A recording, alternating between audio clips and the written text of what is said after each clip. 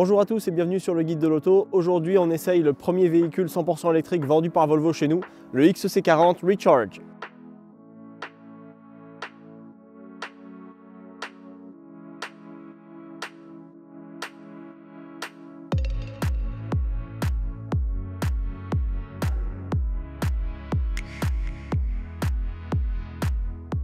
Pour son nouveau véhicule électrique, donc Volvo a une nouvelle appellation qui s'appelle Recharge. Certains modèles hybrides s'appelaient Polestar par le passé, mais comme Polestar est devenu une marque à part entière, maintenant Volvo a décidé vraiment de séparer les deux. Donc les Volvo électriques s'appelleront Recharge et les véhicules Polestar seront de leur bord, mais on va arrêter de mélanger un petit peu les appellations pour rendre ça un petit peu plus clair, ce qui n'est pas une mauvaise chose en vérité. La batterie de ce véhicule-là fait 78 kWh.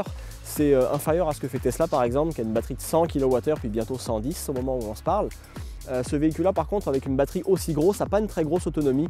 On parle de 335 km seulement en été dans des conditions idéales. Aujourd'hui, on va vérifier ça tantôt, mais à mon avis, il y a peu de chances qu'on fasse plus que 200 km. Donc c'est quand même assez limité. Pour le quotidien, c'est amplement suffisant, mais ça pourrait inquiéter peut-être certains acheteurs qui auraient peut-être peur en hiver de manquer un petit peu s'ils ont beaucoup de kilométrage à faire chaque jour. L'absence de moteur sous le capot du XC40, ça permet aussi évidemment de faire un petit coffre de rangement.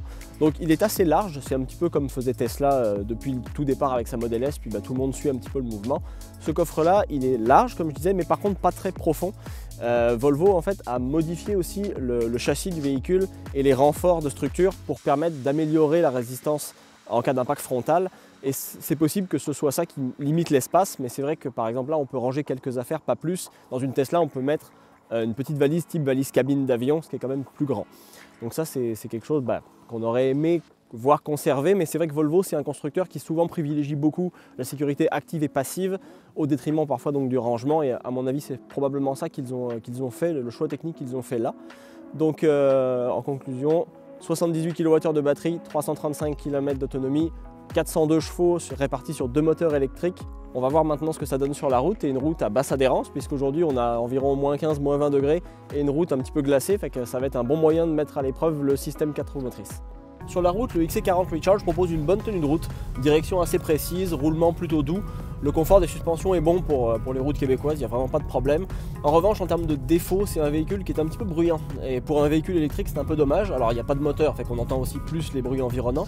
Mais bruit de roulement, bruit de vent à haute vitesse, c'est quand même assez audible et c'est un petit peu dommage. Je ne sais pas si on l'entend là à la caméra, mais là, il y a un bourdonnement sur une route qui n'est pas très bonne, il faut reconnaître.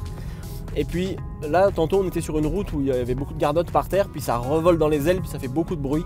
Ça c'est quelque chose qui n'est pas très raffiné pour un véhicule quand même qui est assez haut de gamme. C'est un petit peu dommage. Après, en termes de traction intégrale, ça va vraiment très bien, mais chez Volvo, ça pose jamais vraiment de problème.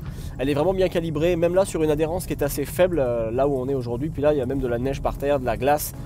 Il n'y a aucun problème, même en accélérant fort, il n'y a pas de perte d'adhérence, il n'y a pas de patinage des roues excessif. C'est vraiment très bien calibré. Et puis les performances en tant que telles, c'est-à-dire les accélérations de la voiture, ça égale pas ce que ferait une Tesla ou une Porsche Taycan par exemple. Dans le cas du XC40 Recharge, c'est un véhicule qui a un moteur beaucoup plus plaisant que le modèle à essence. Non pas qu'il soit mauvais celui à essence, mais là on a beaucoup plus d'agréments parce qu'il y a de la puissance tout le temps, du coup tout le temps. Et on a presque l'impression que c'est inépuisable. Ça monte jusqu'à 100-120 km/h, après on est obligé de s'arrêter, mais ça pourrait monter encore plus haut sans aucune difficulté. Le principal défaut de ce VUS là, ça va être son autonomie qui est limitée. C'est un véhicule qui a 335 km d'autonomie quand, entre guillemets, tout va bien. Le problème c'est que ça c'est en été. Là aujourd'hui on fait un essai, il fait moins 15 degrés dehors et moins 21 au ressenti. Là, tel que je m'enligne, je ne pourrais pas faire plus de 200-220 km maximum avec la voiture. Donc c'est quand même relativement limité, surtout que la batterie fait quand même 78 kWh, c'est une grosse batterie. Mais si on la compare à une Tesla qui a une batterie, par exemple une Tesla Model S avec une batterie de 100 kWh, on a plus de 600 km d'autonomie. Donc soit Volvo a été volontairement conservateur dans ses choix au niveau technique pour la batterie, ce qui est une possibilité, soit la gestion de l'énergie est moins bonne dans la batterie Volvo qu'elle ne l'est dans la batterie de Tesla.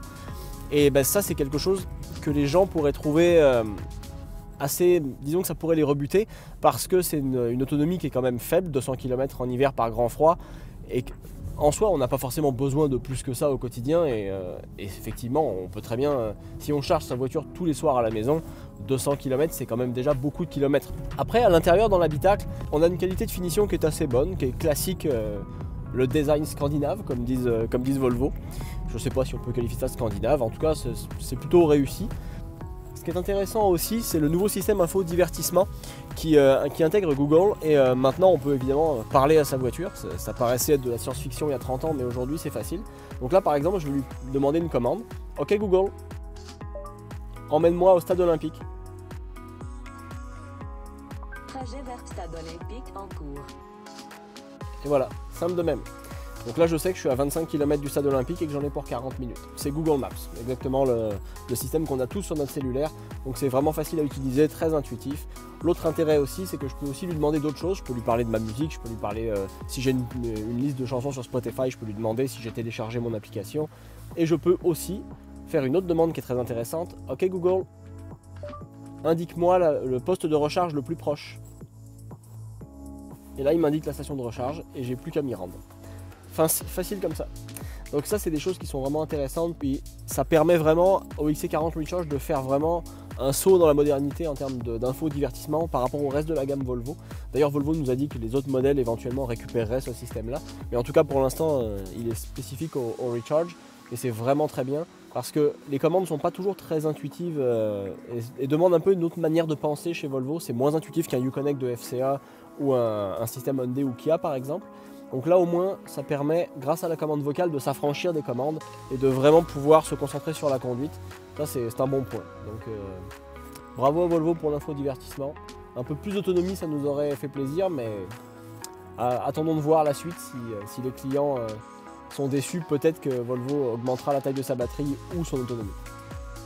Le Volvo XC40 Recharge est proposé à 64 950 $ prix de base. Donc ça veut dire qu'on ne peut pas bénéficier des rabais fédéraux et provinciaux de 5 et 8 000 $. Donc ces 13 000 $ là, on n'en bénéficiera pas avec ce véhicule-là. Et l'autre défaut, c'est qu'il y aura quelques centaines de véhicules seulement au Canada. Donc si vous voulez un XC40 ici au Québec, appelez votre concessionnaire, mais ce n'est pas certain qu'il puisse vous en fournir un.